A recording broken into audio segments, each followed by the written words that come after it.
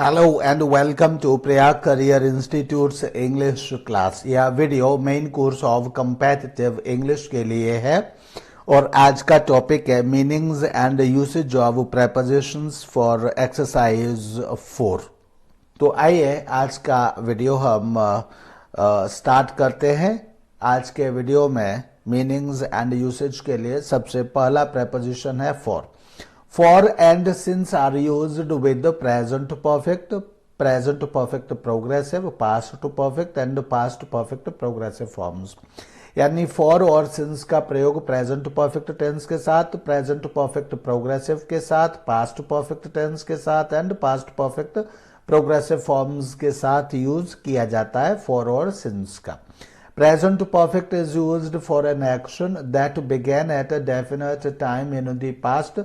Present perfect किसी ऐसे action के लिए प्रयोग किया जाता है जो पास्ट के किसी डेफिनेट टाइम में स्टार्ट किया गया था and x tends into the present और वह प्रेजेंट तक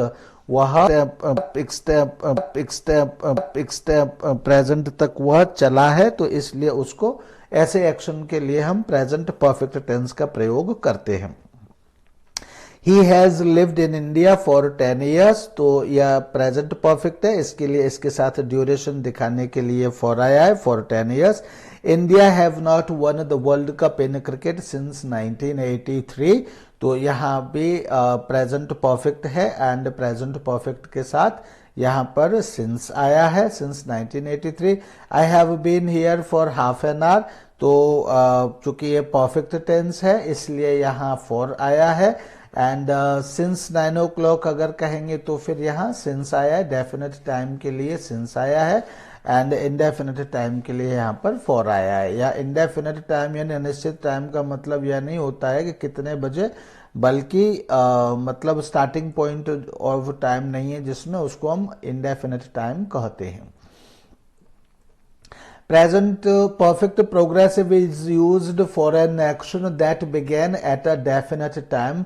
प्रेजेंट परफेक्ट प्रोग्रेसिव ऐसे एक्शन के लिए यूज किया जाता है जो कि पास्ट के किसी डेफिनेट टाइम पर वह स्टार्ट हुआ था एंड इज कंटिन्यूइंग, और वह अभी भी मतलब कंटिन्यू है and may extend into the future as well, और वह फ्यूचर के लिए भी वह जा सकता है, यानी अभी भी कंटिन्यू है और फ्यूचर में भी वह कंटिन्यू हो सकता है। तो ऐसे एक्शन के लिए हम प्रेजेंट परफेक्ट प्रोग्रेसिव टेंस का प्रयोग करते हैं।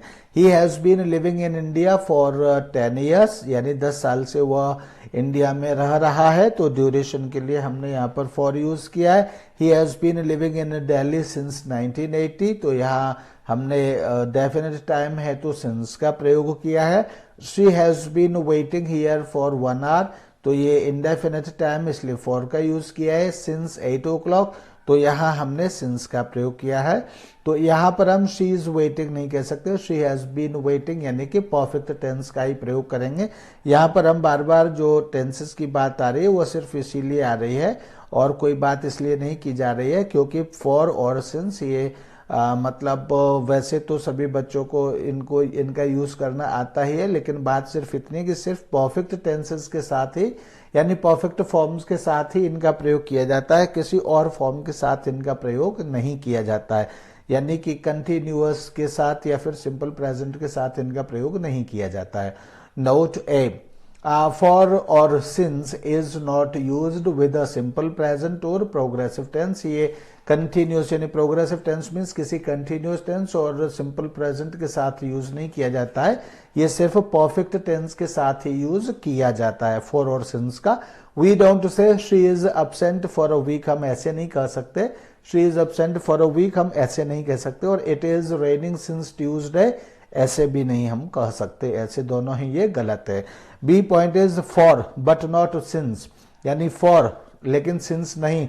Is used with simple past tense, for का प्रयोग सिंपल पास्ट टेंस के साथ हो सकता है या किया जा सकता है when it indicates that an action began in the past, लेकिन जब यह ये दिखाता हो कि कोई एक्शन पास्ट में स्टार्ट हुआ था एंड टर्मिनेटेड, और वह खत्म भी हो गया। जब यह दिखाता हो कि कोई एक्शन पास्ट में स्टार्ट हुआ था, इन द पास्ट एंड टर्मिनेटेड, और वह खत्म भी हो गया, ऐसी स्थिति के लिए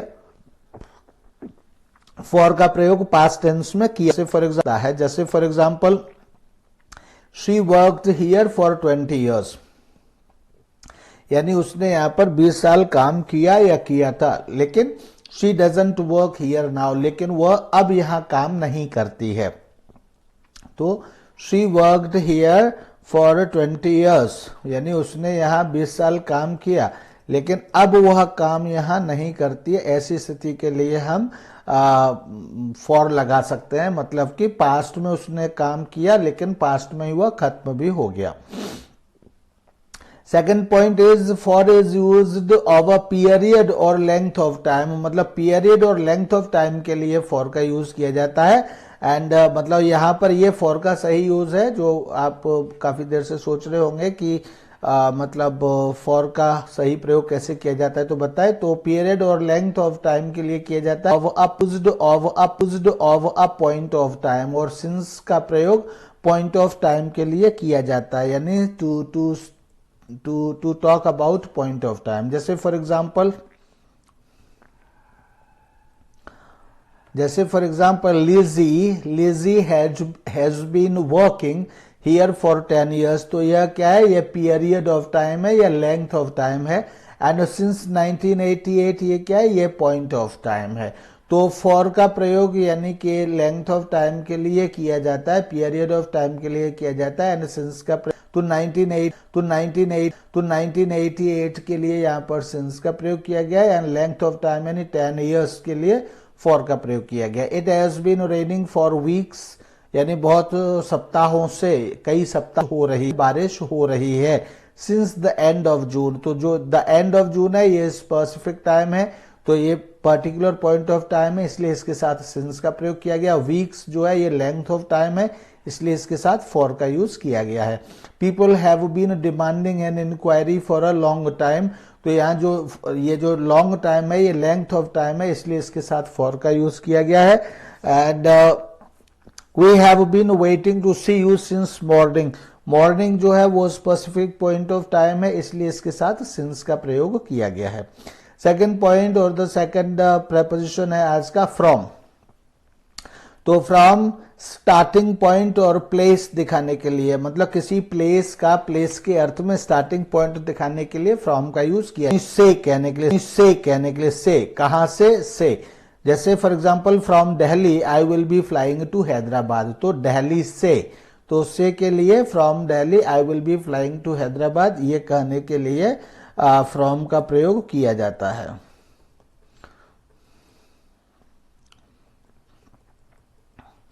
एंड मैं थोड़ा सा शिफ्ट कर रहा हूं, तो थोड़ा सा हल्का सा रुकूंगा मैं, and then I will be speaking.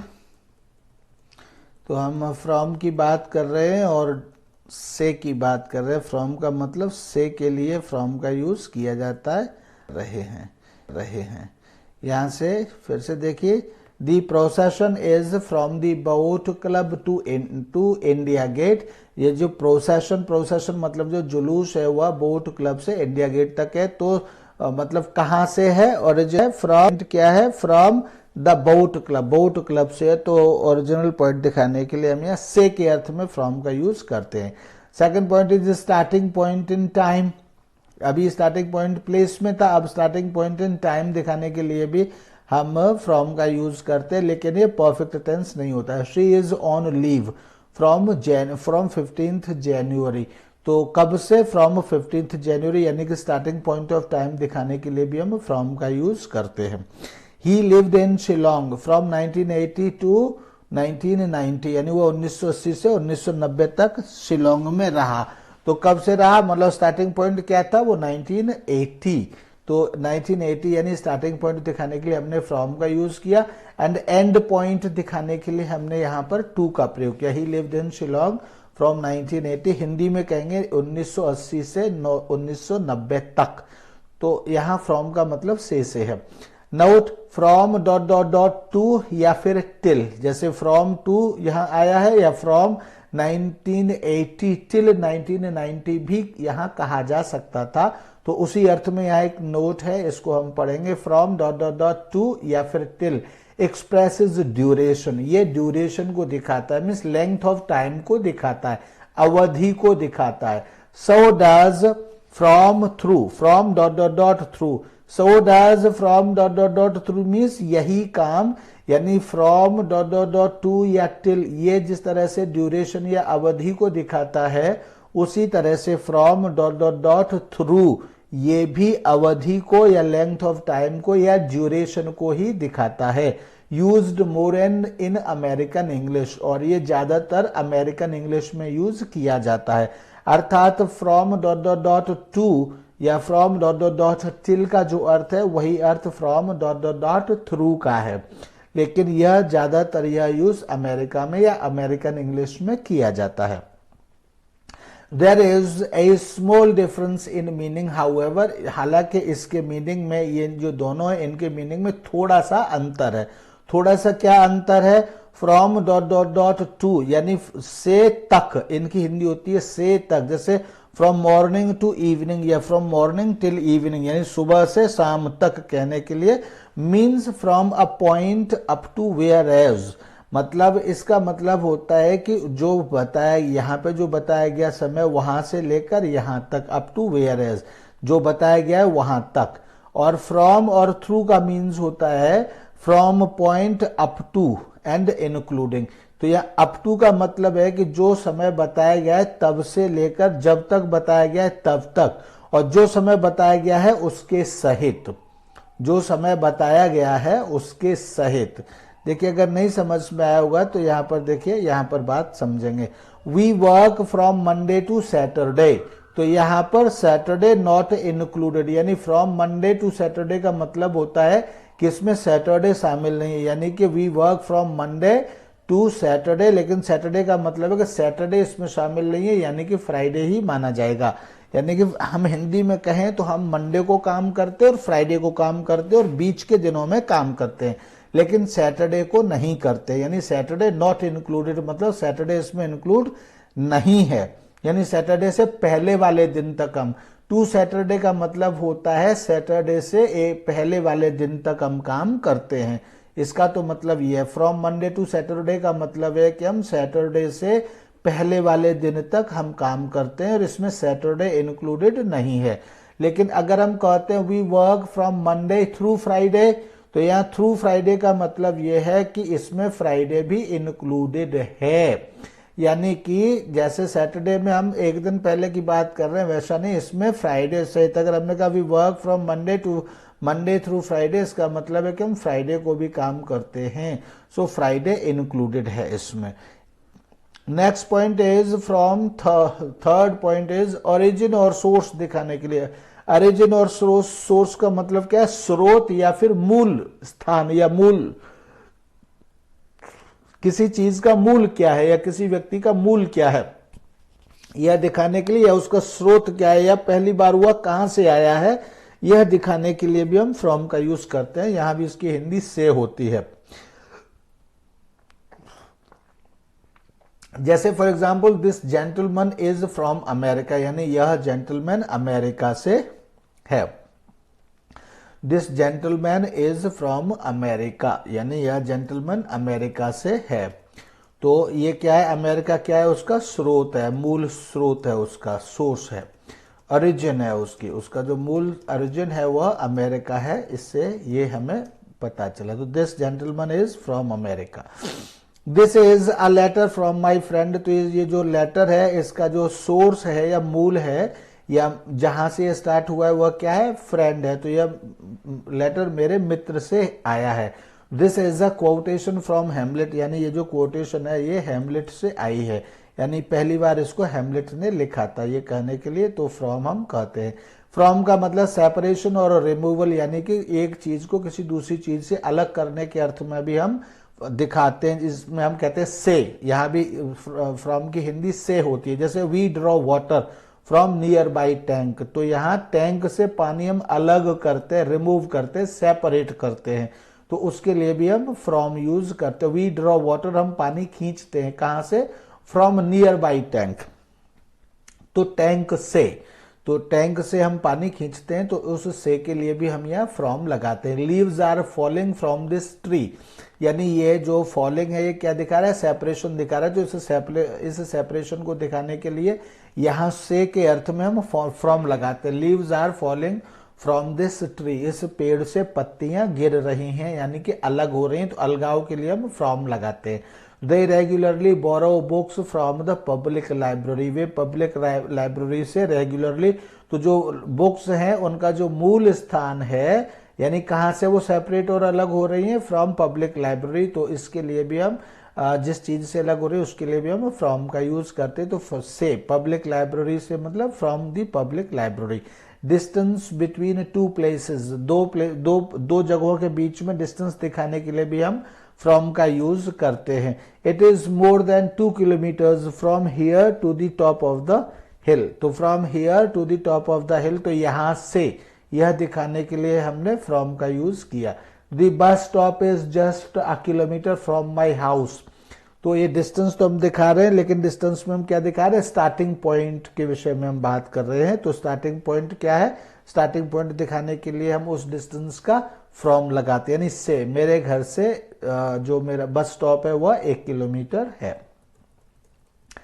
6 point is lower limit दिखाने के लिए, कई बार लोअर लिमिट हम ऐसे दिखाते हैं, lower limit of number, price और वेट, हम ऐसे कहते हैं इतने से इतने तक, इतने से इतने तक। तो जो एक लोअर लिमिट और एक हाईएस्ट लिमिट होती है, तो उसमें लोअर लिमिट दिखाने के लिए भी हम फ्रॉम का यूज करते हैं। जैसे शी हैज टू टाइप, उसको टाइप करने पड़ते हैं from 20 to 25 letters a day, यानी कम से कम जो लोअर लिमिट है उसको टाइप करने की, लेटर्स को टाइप करने की जो उसकी लोअर लिमिट है, यानी कम से कम इतने तो होते ही हैं, वह है 20। तो 20 दिखाने के लिए हम फ्रॉम का यूज करते हैं। She has to type from 20 to 25 letters a day, यानी कि लोअर लिमिट दिखाने के लिए फ्रॉम और हायर लिमिट दिखाने के लिए टू का प्रयोग करते हैं। तो फ्रॉम टू का इस तरह से प्रयोग करते हैं।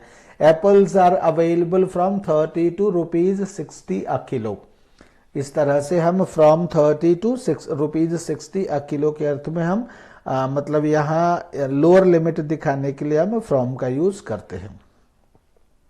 7th कॉज, यानी कारण दिखाने के लिए, he is suffering from fever और he is suffering from cold, यानी he is suffering because of fever और बिकॉज ऑफ कोल्ड, यानी वो जो सफर कर रहा है वह फीवर के कारण या कोल्ड के कारण कर रहा है। हिंदी में हम कहते हैं वह बुखार से प्रॉब्लम सफर कर रहा है, तो से के लिए भी यहाँ फ्रॉम यूज करते हैं, जिसका मतलब कारण होता है। The shoot out victim died from his injuries, तो ये इंजरीज दिखाने के लिए भी, यानी ये भी कॉज दिखाने के लिए, हिंदी में तो से है, लेकिन हिंदी में जब हम से बोलते हैं और उस से का मतलब कारण होता है, तो उस कारण के लिए हम उस कारण के से के लिए भी हम फ्रॉम लगाते हैं। 8 पॉइंट इज प्रोटेक्शन और प्रिवेंशन दिखाने के लिए भी हम फ्रॉम का यूज करते हैं, यानी प्रोटेक्शन और प्रिवेंशन हमने दिखाया, तो लेकिन हिंदी यहाँ भी से ही होती है। He saved the child from kidnappers, he saved the child from kidnappers, he saved money from me, इस तरह से he saved this from him, इस तरह से फ्रॉम का यूज किया जाता है। This new mask reduces risk from air pollution, means protects from air pollution.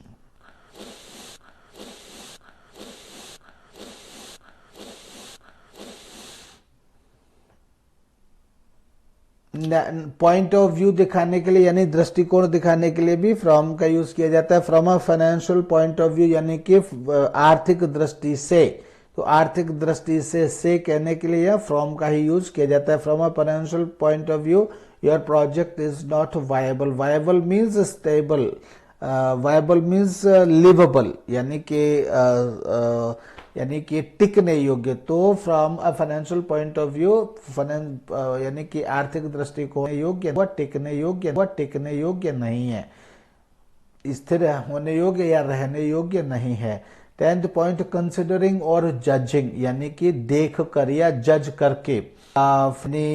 From his appearance, यहाँ फ्रॉम हिज अपीयरेंस का मतलब है जजिंग हिज अपीयरेंस या कंसिडरिंग हिज अपीयरेंस, यानी उसके, और हिंदी में कहेंगे उसके अपीयरेंस से या उसके दिखावे से। He seems to be innocent, वह इनोसेंट लगता है या दिखता है। From what they say it seems to be a nice place, from what they say it seems to be a nice place. जो वह कहते हैं वो उससे, मतलब जो कहते हैं उससे, यानी से। तो यहाँ भी फ्रॉम का मतलब क्या है, से। और इंग्लिश में देखेंगे तो considering what they say it seems to be a nice place, तो यह नाइस प्लेस लगता है। या judging what they say it seems to be a nice place, यह नाइस प्लेस लगता है। 11th is material, material soap is made from coconut oil. तो यहाँ मटेरियल को दिखाने के लिए कि किसी चीज के निर्माण में क्या प्रयोग किया गया, ये दिखाने के लिए भी फ्रॉम का यूज करते हैं, जिसमें हम कहते हैं से। जैसे कि साबुन है वो कोकोनट ऑयल से बनता है, तो कोकोनट ऑयल से कहने के लिए फ्रॉम कोकोनट ऑयल हम कहते हैं। Most Ayurvedic medicine are made from herbs, यानी अधिकांश आयुर्वेदिक दवाइयां हैं वो हर्ब्स से, यानी कि औषधियों से, जो हर्ब्स हैं उनसे बनाई जाती हैं। नेक्स्ट है फ्रॉम एंड सिंस। और फ्रॉम एंड सिंस का क्या रिलेशन है आपस में और कैसे ये यूज होते हैं। अभी फ्रॉम हमने कई मीनिंग्स में हमने फ्रॉम पढ़ा या डिस्कस किया। फ्रॉम और सिंस में क्या कंपैरिजन सकते हैं, कैसे कह सकते हैं, तो इस विषय पर हम बात करेंगे। First point, since indicate a point of time. ये दोनों ही पॉइंट ऑफ टाइम को इंडिकेट करते हैं, यानी फ्रॉम का प्रयोग भी हम पॉइंट ऑफ टाइम के लिए करते हैं और सिंस का प्रयोग भी हम पॉइंट ऑफ टाइम के लिए ही करते हैं। जैसे for example, he has been ill since Monday, तो यहाँ पर हमने he has been ill since Monday, यहाँ पर मंडे के साथ सिंस का यूज किया है, यानी मंडे क्या है, पॉइंट ऑफ टाइम है। He will be absent from Monday, और यहाँ भी फ्रॉम मंडे, यानी कि मंडे यहाँ पॉइंट ऑफ द टाइम है, लेकिन आगे चल के नोट्स में बताया जाएगा। लेकिन यहाँ पर हम बता दें कि मतलब हम आपका ध्यान इस तरफ आकर्षित कर दें कि दोनों ही पॉइंट ऑफ टाइम के लिए यूज किए जा रहे हैं। फ्रॉम भी पॉइंट ऑफ टाइम के लिए यहाँ यूज किया जा रहा है एंड सिंस भी पॉइंट ऑफ टाइम के लिए यूज किया जा रहा है, लेकिन सिंस के साथ हम प्रेजेंट परफेक्ट टेंस लगा रहे हैं एंड फ्रॉम के साथ हम फ्यूचर इंडेफिनिट टेंस का प्रयोग कर रहे हैं, यानी कि फ्रॉम के साथ परफेक्ट टेंस का प्रयोग नहीं किया जाता है। Second point is since is always used with reference to a past time, not present or future time। जो हमने बात यहाँ कही थी वही अब यहाँ पर कह रहे हैं, since is always used with reference to a past time। Past से संबंधित जो टाइम होता है उसके लिए हमेशा since का प्रयोग किया जाता है, नॉट प्रेजेंट और फ्यूचर टाइम। इसका संबंध प्रेजेंट और फ्यूचर से नहीं होता है since का। She has been watching TV since 7 PM, यानी वह 7 बजे से टीवी देख रही है, तो ये यहां फ्रॉम नहीं आ सकता क्योंकि जो 7 है ये पास्ट का टाइम है, फ्यूचर का या प्रेजेंट का नहीं है। He has written 10 letters since morning, तो ये भी जो सिंस मॉर्निंग है ये भी पास्ट का टाइम है, यानी ये बीता हुआ टाइम है, ये प्रेजेंट या फिर फ्यूचर का नहीं है, इसलिए इसके साथ फ्रॉम नहीं आ सकता। From is used with reference to present और फ्यूचर टाइम एज वेल, यानी फ्रॉम का जो यूज होता है वो प्रेजेंट टाइम के संदर्भ में या फिर अथवा फ्यूचर टाइम के संदर्भ में फ्रॉम का प्रयोग होता है। जैसे he will report for work from Monday, तो मंडे यहाँ क्या है, ये अभी आया नहीं है, मंडे आएगा, यानी कि फ्यूचर टाइम है, तो फ्यूचर टाइम के लिए फ्रॉम का प्रयोग किया जाता है। He will report for work from Monday.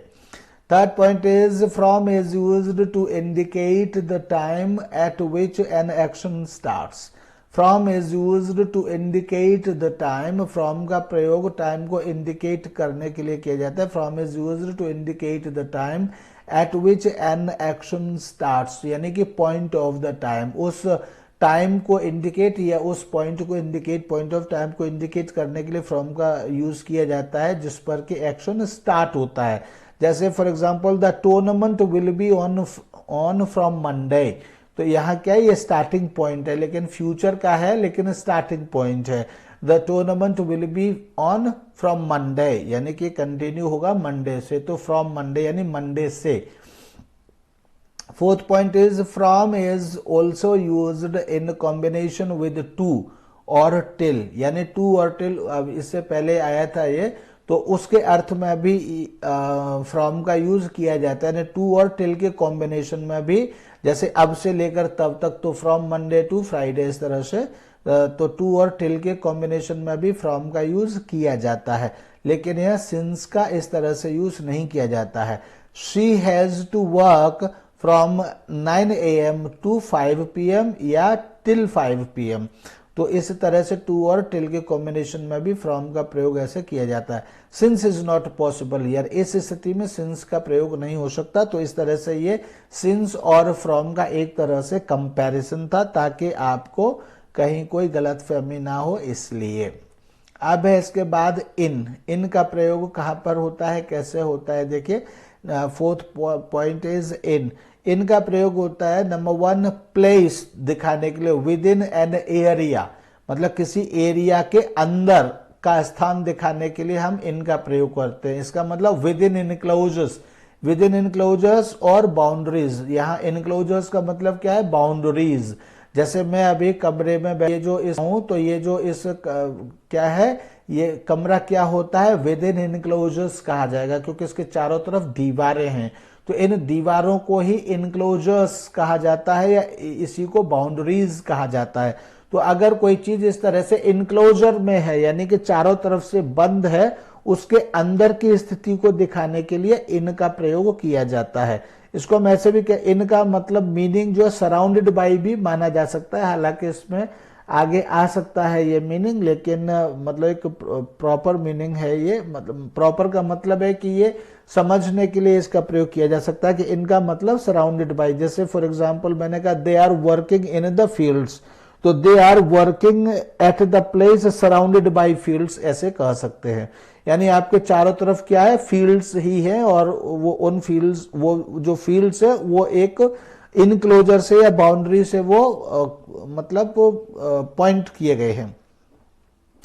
He lives in Agra, तो प्लेस के लिए in Agra. In is always used with large town, city, state, province, country, continent, world, सबके साथ वर्ष, इन सबके साथ इनका प्रयोग होता है, ये दिखाने के लिए कि यहाँ पर हम रहते हैं। तो जैसे इन आगरा अमेरिका, या इन अमेरिका, या इन अमेरिका, इन ब्रिटेन, इस तरह से इन एशिया, इन यूरोप, इस तरह से स्टेट दिखाने के लिए इन यूपी, इन बिहार, इन दिल्ली, इन राजस्थान, इस तरह से। Second point is place indicating volume और कैपेसिटी ऑफ अ कंटेनर, यानी किसी कंटेनर की कैपेसिटी क्या है या फिर किसी कंटेनर का वॉल्यूम क्या है। वॉल्यूम मतलब कितनी हवा आती है, तो उसके वह दिखाने के लिए भी इनका प्रयोग किया जाता है।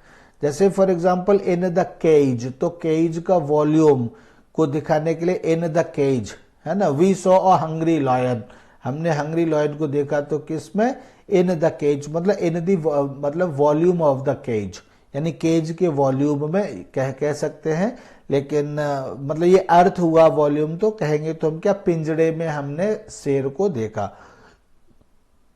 There is milk in this bottle, तो ये जो यहां मिल्क किस में है, बॉटल में है, तो ये बॉटल के वॉल्यूम में है, तो there is milk in this bottle. इसी तरह से the pronunciation of words is given in a dictionary, तो यहां ये भी क्या है, एक तरह का वॉल्यूम है, डिक्शनरी का वॉल्यूम है, तो डिक्शनरी में दिए गए हैं, तो यानी कि प्लेस दिखाने के लिए इनका प्रयोग यहां किया गया है।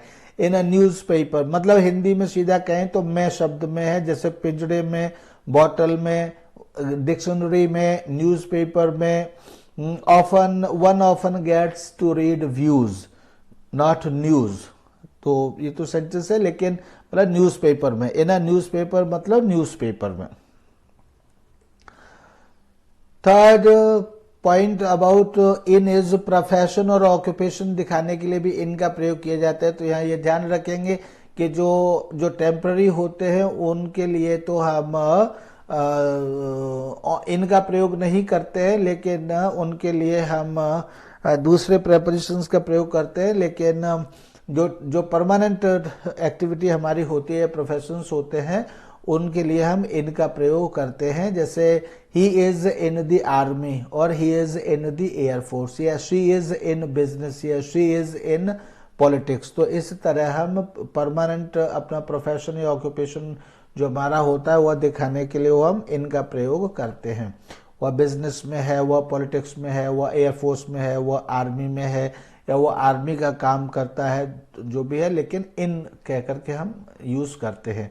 फोर्थ पॉइंट इज स्टेट और कंडीशन, मतलब अपनी स्थिति या अवस्था दिखाने के लिए भी हम इनका प्रयोग करते हैं।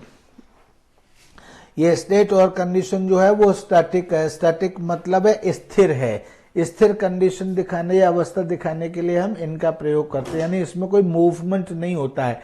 She is in the canteen, यानी कि हम यहाँ भी इनका मतलब she is surrounded by canteen, हम यहाँ पर इनका प्रयोग ऐसे कर सकते हैं। She is in the canteen means she is surrounded by the canteen, यानी उसके चारों तरफ कैंटीन है, यानी वो कैंटीन में है, हिंदी में कहेंगे। ही इज इन ट्रबल, यानी कि he is surrounded by trouble. He is in a spot, तो he is surrounded by a spot. Everything was in a mess when the new vice chancellor took over, तो हर चीज जो है गड़बड़ी में थी, तो यहाँ पर ये कंडीशन दिखाने के लिए इनका प्रयोग किया गया है। स्टैटिक मतलब कि everything was in a mess, मतलब हर चीज मैस में यानी कि गड़बड़ी में थी। when the new vice chancellor took over, यानी कि हर चीज की जो अवस्था थी वो प्रॉपर वे में नहीं थी और एक प्रॉपर सिस्टम में नहीं थी, यह दिखाने के लिए। तो ये क्या है, प्रॉपर सिस्टम में नहीं थी मतलब स्टेट उसकी या कंडीशन उसकी खराब थी। ही इज इन गुड हेल्थ या फिर ही इज इन पोर हेल्थ, तो ये क्या है, ये भी उसकी कंडीशन है। ही इज इन गुड हेल्थ और he is in pour health दोनों उसकी कंडीशन है। कंडीशन दिखाने के लिए इसका प्रयोग किया गया है। तो इन मतलब the state of his condition is good, ऐसे हम कह सकते हैं। फिफ्थ पॉइंट इज क्लोथ्स और कलर्स दिखाने के लिए भी इनका प्रयोग किया जाता है। क्लोथ्स और कलर्स दिखाने के लिए भी, जैसे today she is in jeans, she is in tights, she is in shorts, या they are all in black, they are all in white, they are all in red. तो यहाँ पर क्लोथ्स और कलर्स, तो ये क्लोथ्स और colours दिखाने के लिए भी हम इनका प्रयोग करते हैं। हमेशा ऐसा नहीं कि सिर्फ इसी तरह से कहा जाएगा, लेकिन यह भी एक तरीका होता है, यह हम सीख रहे हैं। यहाँ ऐसा नहीं कि अगर हमने शी इज इन जीन्स पढ़ लिया है तो शी इज वेयरिंग जीन्स नहीं कह सकते, ऐसा नहीं। अब शी इज इन जीन्स ही कहना होगा, ऐसा नहीं है। लेकिन यह भी एक तरीका है, इस तरह से अगर हम प्रयोग करेंगे तो इन आएगा, ये हम पढ़ रहे हैं। हम कई बार जीन्स में है, वह जीन्स में है, वह टॉप में है, वह फ्रॉक में है, वह साड़ी में है, वह कुर्ता पाजामा में है, वह कुर्ता धोती में है, इस तरह से हम कहते हैं। तो ऐसी स्थिति में हम इनका प्रयोग कर सकते हैं।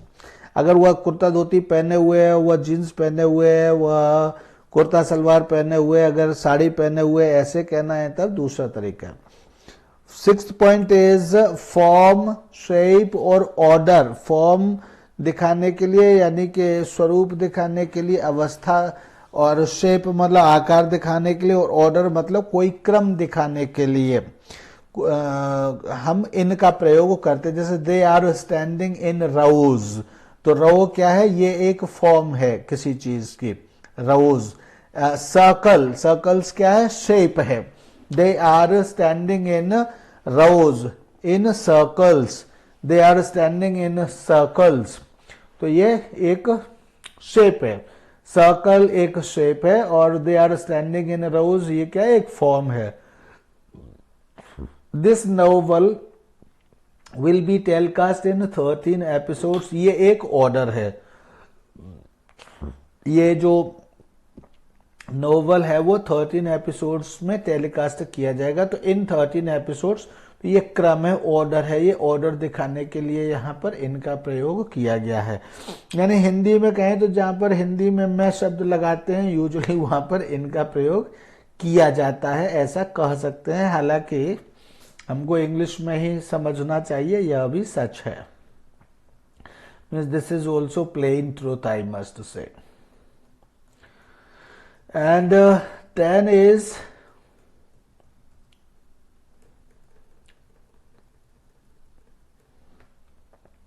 the runs were being scored in ones or twos. Arrange the names in order of merit, यानी नामों को क्रम में और अरेंज करिए, तो ये भी द सेम मतलब मीनिंग है। 7th is medium. मीडियम मतलब माध्यम दिखाने के लिए भी हम इन का प्रयोग करते हैं। He is writing the answers in ink, तो वो इंक मतलब लिखने का जो माध्यम है वह इंक है, इसलिए हम यहाँ पर इंक यूज करें, इन यूज करें, in ink. He can speak in English, मतलब जो माध्यम है वह इंग्लिश है, तो वह इंग्लिश दिखाने के लिए, इंग्लिश को व्यक्त करने के लिए इन का प्रयोग हमने किया है। इन मतलब प्रेपोजिशंस क्या है, वो प्रेपोजिशंस जो है किसी नाउन और प्रोनाउन के साथ आकर उससे पहले आने वाले जो भी है वर्ब है या कोई दूसरा नाउन या प्रोनाउन है उसके साथ एक संबंध स्थापित करते हैं। यह बात हमको फिर से समझ लेनी चाहिए। ही कैन स्पीक इन इंग्लिश का भी मतलब है कि ये जो इंग्लिश है और इस इंग्लिश का रिलेशन ये स्पीक से सेट करने के लिए ही यहाँ प्रेपोजिशन का प्रयोग किया जा रहा है। तो ही कैन स्पीक इन इंग्लिश यानी उसके जो बोलने का जो माध्यम है वह माध्यम क्या है, इंग्लिश है, यह कहने के लिए यहाँ इनका प्रयोग किया जा रहा है। Third point is means of travel और ट्रांसपोर्ट। ट्रेवल और ट्रांसपोर्ट के अर्थ में भी हम इनका प्रयोग करते हैं। ये हमने अभी पिछले वीडियो में मेरे ख्याल से पढ़ा था, पिछले वीडियो में ये आया था कि अगर किसी ट्रांसपोर्ट या ट्रेवल के किसी मीन्स के पहले अगर कोई एडजेक्टिव या आर्टिकल आता है तो फिर हम उसके साथ इन का प्रयोग करते हैं, और अगर नहीं आता है तो बाई का प्रयोग करते हैं। तो यहाँ पर चूंकि आर्टिकल आ रहा है या जब हम इनका प्रयोग करेंगे तो आर्टिकल या कोई एडजेक्टिव व्हीकल या ट्रांसपोर्ट मीन्स के नाम के आगे आएगा ही आएगा। जैसे he came here in a red car, he came here in a red car, तो यहाँ रेड चूंकि आ रहा है कार से पहले इसलिए इन यहाँ आएगा। We were taken to the venue in 3 buses, तो यहाँ भी एक डेफिनेट नंबर आ रहा है। पिछले वीडियो में था कि अगर किसी ट्रांसपोर्ट मीन्स से पहले कोई डेफिनेट नंबर न्यूमरल एडजेक्टिव आता है तो उसके साथ इन लगाया जाएगा। तो यहाँ चूंकि 3 आ गया तो इसलिए यहाँ भी इसके साथ इन लगाया जाएगा। So we were taken to the venue in 3 buses। Mode of payment यानी पेमेंट का मैनर दिखाने के लिए, वैसे तो पेमेंट का मैनर बाई से दिखाया जाता है, लेकिन कैश और काइंड के लिए या करेंसी का नाम अगर दिया गया है तो फिर उसके साथ इन का प्रयोग किया जाता है। तो they are paid wages in cash और इन काइंड, ऐसे भी हम कह सकते हैं। Payment will be made in dollar या फिर इन रुपी, ऐसे भी हम कह सकते हैं।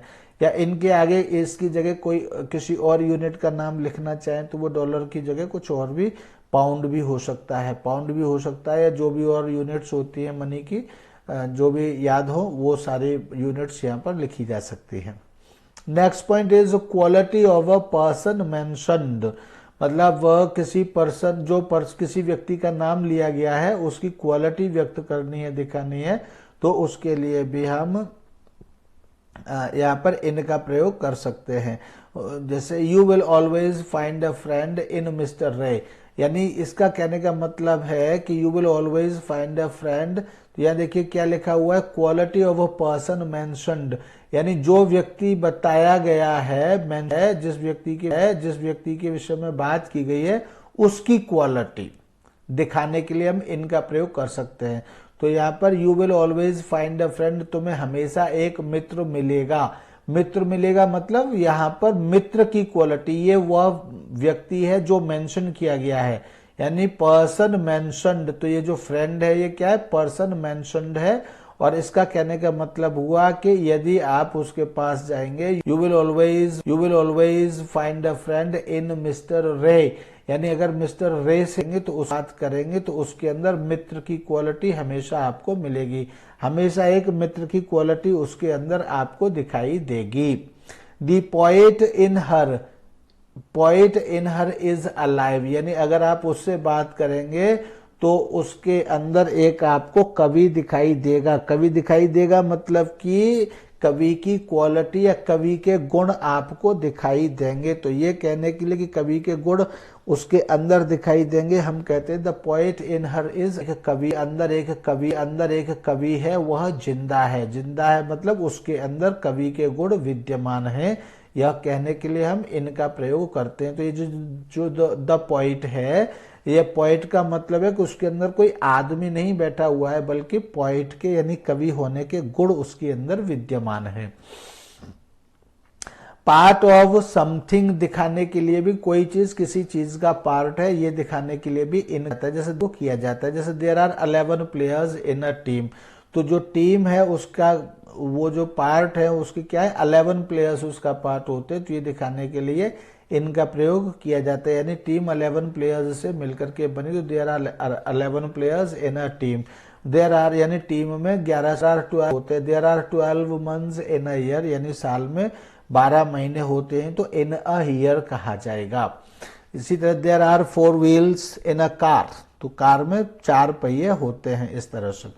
रेफरेंस मतलब अबाउट के मीनिंग भी हम इनका प्रयोग कर सकते हैं। India is rich in man power, यानी कि मैन पावर की दृष्टि से अबाउट मैन पावर के विषय में, मानव शक्ति के विषय में इंडिया रिच है, यानी कि धनाढ्य है। यानी मैन नामक यानी जनशक्ति इंडिया के पास अच्छी है, इस दृष्टि से वह रिच है। He is weak in mathematics means about mathematics, यानी मैथमेटिक्स में वह कमजोर है। टाइम दिखाने के लिए, during a period of time दिखाने के लिए भी हम इनका प्रयोग करते हैं। जैसे she got back in the morning, तो मॉर्निंग का जो पीरियड था उसमें कोई घटना हुई तो उसके लिए हमने इन शब्द का प्रयोग कर लिया, इन द मॉर्निंग। इसी तरह से in the evening, she got back in the evening, यानी अगर हमने कहा इन द मॉर्निंग तो वह सुबह वापस आई, और इन द इवनिंग मतलब शाम को वापस आई। तो यानी कोई घटना इस ड्यूरेशन में हुई, तो ये ड्यूरेशन दिखाने के लिए भी हम इनका यूज करते हैं। लेकिन इनका मतलब यहाँ पर ये जब मॉर्निंग शुरू हुई तब से लेकर के और जब मॉर्निंग खत्म हुई तब तक नहीं होता। इसका मतलब ये है कि मॉर्निंग का जो पीरियड होता है उसी पीरियड के किसी समय में, मॉर्निंग के ही किसी समय में, जैसे मॉर्निंग 6 बजे से 8 बजे तक चलता है, या 5 बजे से 7:30 बजे तक चलता है, या 8 बजे तक चलता है, तो हो सकता है 5:15 बजे, हो सकता है 7:45 बजे, हो सकता है 7 बजे, कोई भी टाइम हो सकता है, लेकिन पीरियड सुबह का ही है, ये कहने का अर्थ इसका होता है। या हमने इवनिंग का नाम लिया तो इवनिंग कहने के लिए हो जाएगा।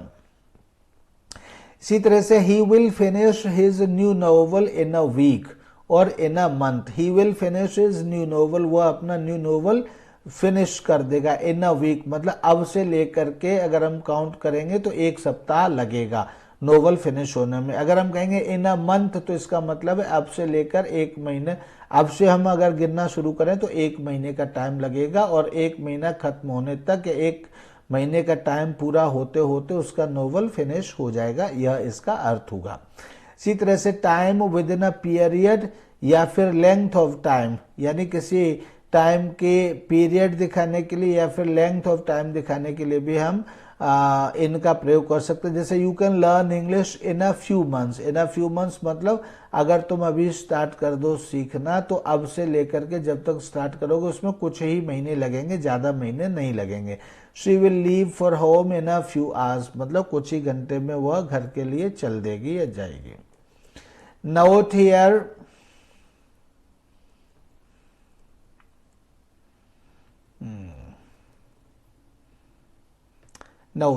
नोट क्या है, with in means before the time ends. जब हम विद इन कहते हैं, विद इन एन आवर, इस तरह से with in a day, with in 15 days, इसका मतलब है बिफोर द टाइम एंड्स, यानी कि जो जिस टाइम के विषय में हम बात कर रहे हैं, चाहे पहले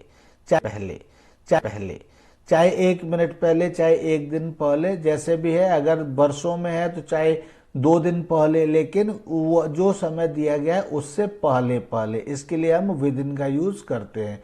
he will come here with in a few hours, यानी कि वह कुछ घंटे में ही यहाँ आ जाएगा। इसका मतलब है कि जो घंटे हम बता रहे कुछ घंटे, तो वो कुछ घंटे का समय खत्म होगा उससे पहले ही वह यहाँ आ जाएगा। Be in and after. तो इन एंड आफ्टर में इन मीनिंग आफ्टर और at the in meaning after और एट द एंड ऑफ। इन का जो मीनिंग होता है वो आफ्टर भी होता है अथवा एट द एंड ऑफ यानी कि खत्म होने की स्थिति तक भी होता है। Is used in meaning after और at the end of is used with a period of time. After is not used in this sense. इस दृष्टि से आफ्टर का प्रयोग नहीं किया जाता है। तो यह इन का मतलब क्या है?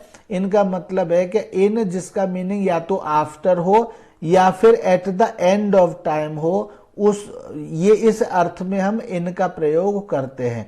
जैसे फॉर एग्जाम्पल हम यहां और इस अर्थ में यहां आफ्टर का प्रयोग नहीं करते हैं। जैसे फॉर एग्जाम्पल हमने कहा ही will leave for home in a few minutes. तो इन अ फ्यू मिनट्स का मतलब है या इन एन आवर। तो इन एन आवर का मतलब यह है कि जब तक वह घंटा खत्म होगा, या जो हमने इन अ फ्यू मिनट्स का है तो जब तक फ्यू मिनट्स खत्म होंगे तब तक, यानी खत्म होने के बावजूद भी, यानी अंतिम खत्म हो रहा होगा तब तक भी। इसी तरह से इन एन आर, तो इन एन आर का मतलब यह है कि आर के एक घंटा खत्म होगा तब तक, यानी अगर एक घंटा 1 मिनट होगा तो उसको भी इन एन आर ही गिना जाएगा। अगर एक घंटा 5 मिनट हो गया, he will leave for home in an hour, तो अगर उसने 1 घंटे की जगह 1 घंटा 5 मिनट हो गया तो उसको भी 1 घंटे में ही गिना जाएगा। तब हम ऐसी स्थिति में, यानी कि 1-2 मिनट ऊपर हो जाए तो कोई बात नहीं, तब इस स्थिति को हम कहते हैं इन एन आर। लेकिन अगर हमें कहना हो कि 1 घंटे में 60 मिनट होते हैं और 59 में ही हो जाएगा, या 59 मिनट पॉइंट 59 सेकंड्स में ही हो जाएगा, अगर यानी कि लास्ट में चाहे 1 सेकंड बचे लेकिन बचेगा जरूर ये काम होने से पहले, जब हमें ये कहना हो तब हम कहते हैं विद इन। और जब हमें यह कहना हो कि 1 घंटे में हो जाएगा, यानी कि अप्रोक्सीमेटली 1 घंटे में हो जाएगा, कुछ कम भी लग सकता है और कुछ ज्यादा भी लग सकता है। ज्यादा का मतलब 1.25 घंटा या 1.5 घंटा नहीं, लेकिन 2-4 मिनट ज्यादा लग सकता है। तो ऐसी स्थिति के लिए हम इन का प्रयोग करते हैं। यह है इसकी पूरी बात। तो ही will leave for home in a few minutes या फिर इन एन आर, इस तरह से। After is used with a point of time. अगर हम पॉइंट ऑफ टाइम की बात करते हैं तब हम आफ्टर यूज करते हैं। जैसे ही will leave for home after lunch, तो इस तरह से जो लंच है वो क्या है? पॉइंट ऑफ टाइम है। तो ऐसे पॉइंट ऑफ टाइम के बाद हम फिर आफ्टर यूज करते हैं। ही विल लीव आफ्टर 2 PM, तो 2 PM क्या है? एक पॉइंट ऑफ टाइम है। तो यहां पर इन पॉसिबल नहीं है, यानी इन लंच या इन 2 PM यहां कहना पॉसिबल नहीं, यहां तो आफ्टर ही आएगा। लेकिन इस तरह से कि 1-2 मिनट ऊपर हो रहा है, इस तरह से अगर हम कहना है तो ऐसे आफ्टर के अर्थ में, या फिर इस अर्थ में जिसमें मीनिंग आफ्टर और एट द एंड ऑफ, यानी कि जब ये टाइम खत्म हो तब तक, इस अर्थ में इनका प्रयोग किया जा सकता है। तो इस वीडियो में यहीं तक। इसके ये दिखाई दे रहा है, ये अगले ही दे रहा है, ये अगले ही दे रहा है, ये अगले वीडियो में यानी कि एक्सरसाइज 5 में लिया जाएगा। तो एक्सरसाइज 4 यहीं तक थी, एंड एक्सरसाइज 5 जब तक रिकॉर्ड होती है तब तक के लिए thank you and bye bye.